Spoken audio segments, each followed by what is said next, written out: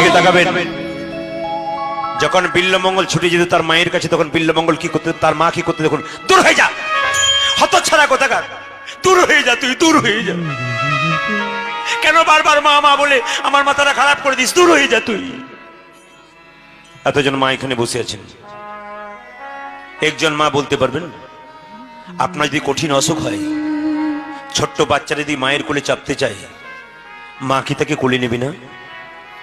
মা তো কোলে নেবেই। কিন্তু বিল্লমঙ্গলের মা ভবানী দেবী এমন কি আচরণ করলো, কত খারাপ আচরণ করলো, ছেলে বারবার কোলে চাপতে চায় আর দূর দূর করে তাড়িয়ে দেয়। আপনার মনে মনে ভাববেন, না না, মা পাষণ্ড ছিল, মায়ের কোনো ভালোবাসাই ছিল না, প্রেম ছিল না। না, মায়ের মতো প্রেম আর কোথাও নেই। বিল্লমঙ্গলের মা বিল্লমঙ্গলকে খুব ভালোবাসতো, কেন জানেন? বারবার তাড়িয়ে দিত। বিল্লমঙ্গলের মা ভবানী দেবী জানে যক্ষা রোগটা ছোঁয়াচে রোগ, যদি বারবার আমার কোলে ছেলেটা আসে